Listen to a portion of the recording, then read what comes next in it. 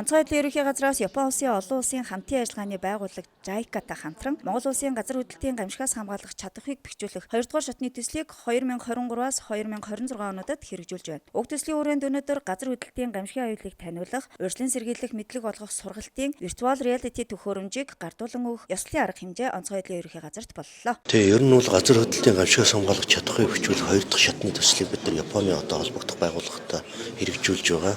Тэгээ энэ хүрээнд ялангуяа хүүхэд багчуудад яг орчин нөхцөлд нь орсон мэт хэрэглэгдэх тийм орчин үеийн шийдэл бүхий технологийн дэвшлиг агуулсан виртуал төхөөрөмжийг бол Япон улсад хэрэглэдэг. Тэгээ энэ төслийн хүрээнд ийм төхөөрөмжтэй болох бид нар хүсэл тавьсан. Тэгээ өнөөдөр Улаанбаатар хот болон Дархан Орхон гээд хүн ам суурьшсан энэ бүсүүдэд ялангуяа хүүхэд багчуудад зориулсан газар хөдлөл болсон үед өөрийгөө болон бусдыг аврах ийм анхны мэдгэдэгэн өгөх ийм бодит орчин нөхцөлд орсон мэт ийм мэдрэмжийн төрүүлэх ийм төхөөрөмжтэй болж байгаад их сайшаалтай байна. Энэ бол сургалтын бас нэг цоо шин хэлбэр. Энэ төхөөрөмжөөр дамжуулаад тухайн хот суурин газар байгаа хүүхэд багчуудыг тэгээ газар хөдлөлт тохиолдсон үед өөрийнхөө аюулгүй байдлыг хангахад бас их томоохон мэдлэг дээр нь ур чадвар олгохдоор их ач холбогдолтой байна гэж үзэж байна. Өнөөдөр Япон улсын газар болон JICA олон улсын хамтын ажиллагааны байгууллагаас онцгой байдлын ерөнхий газарт газар хөдлөлтийг биеэр мэдрэх VR төхөөрөмжийг олгож байна. Тэгээд энэ бас ёслолын арга хэмжээд олцсондоо төлөв баяртай байна. Япон улс нь бол дэд бүтц болон барилга барих зэрэг тэр тусламжаар зогсохгүй мөн бас техникийн хамтын ажиллагааны төсөл буюу хүний нөөцийг сайжруулах тал дээр бас дэмжлэг үзүүлж байгаа. Тэгээд өнөөдөр бол энэ VR төхөөрөмж буюу Монгол улсын иргэдэд газар хөдлөлтийг биеэр нь мэдрүүлэх тийм төхөөрөмжийг олголоо. Мөн энэ төслийн хүрээнд бас барилгын газар хөдлөлтийн дэвсвэржилтийг хүчтгэх гэдэг бас арга хэмжээг бас хэрэгжүүлж байгаа. За энэ VR төхөөрөмжийг бол төслийн хүрээнд нийлүүлж байгаа. Улаанбаатар хот болон Эрдэнэт хот, Дархан хотод байдаг сургууль арга зүйн төвд олгож байгаа ийм төхөөрөмжүүд байгаамаа. Тэгэхээр энэ төхөөрөмжөөр энэхүү 3 хотын иргэд маань өөрсдөө газар хөдлөлт гэдэг маань ямар аимшигтай зүйл вэ? Хэрхэн тэр энэ байгалийн гамшигаас хэрхэн өөрийгөө хамгаалах вэ гэдэг мэдлэг боловсролыг олж авахд зориулагдсан ийм төхөөрөмж байгаамаа. Энэхүү төхөөрөмжөөр дамжуулан иргэд сурагчид гэртээ сургууль дээр гадаа гэсэн 3 сэдвийн хүрээнд газар хөдлөлт болсон үед тулгарч болох эрсдлийг бодитоор хиймэл орчинд мэдрэх, хариу арга хэмжээ авах мэдлэг мэдээлэлтэй болох юм. Би юу хасаа өмнө арай өөр мэдрэгдэх байх гэж бодсон. Арай гайгүй тэгсэн чинь яг зүүн чинь яг хажууд нь байгаа юм шиг санагдлаа. Хамгийн түрүүнд аюулгүй байдлаа бод ширээн дагуур орол гэж байна.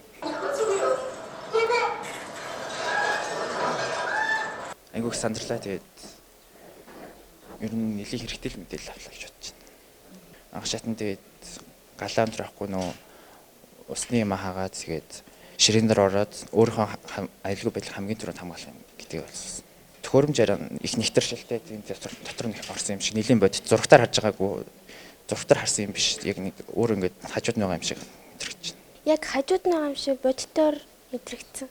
Ерөнхийдөө бол анхан шатны ойлголтыг бол авч чадсан л гэж боддیں۔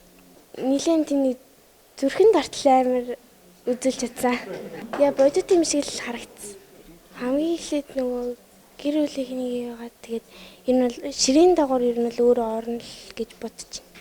Сая та бүхэн дэлгэцэн дээр зөвхөн гэртээ байгаа айлд газар хөдлөлтийн аюулыг үзүүллээ. Тэгвэл энэ төхөөрөмж маань зөвхөн гэрийн нөхцөл биш.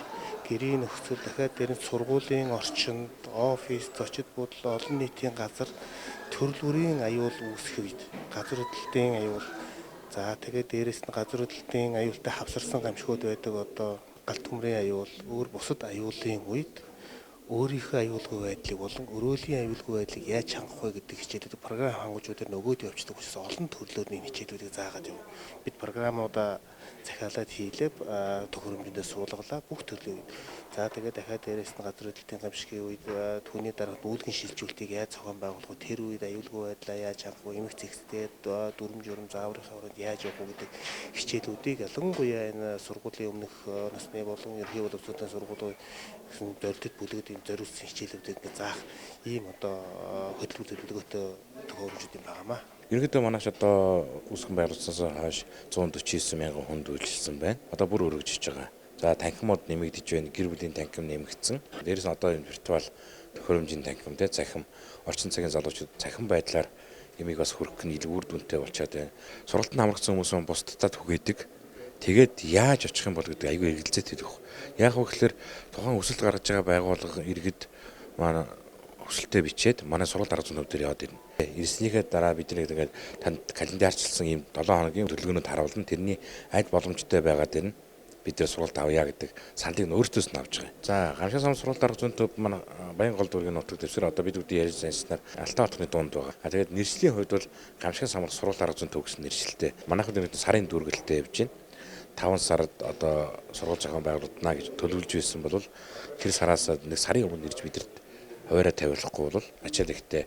За дээрээс бид нар бас очиж байгууллагуудаар нь хөдөө орон нутгуудаар явж сургууль зохион байгуулж байгаа. За энэжлийн төлөвлөгөөнд бол Хинтид орон Сүхбаатар гэсэн төлөвлөгөө тавигдчих байгаа. Төслийн эхний шатанд газар хөдлөлтийн гамшигаас хамгаалах төлөвлөгөө, сургалт сурчлагын ажлууд хийгдэж, гамшигаас хамгаалах сургалт арга зүйн төвд газар хөдлөлтийг биеэр мэдрэх төхөөрөмжийг нийлүүлсэн бол энэ удаад VR төхөөрөмжийг хүлээлгэн өгч, гамшигын эрсдлийг бууруулах үйл ажиллагаанд орчин үеийн техник технологиг ашиглах үе шаттай ажлууд энхүү хэрэгжиж байна.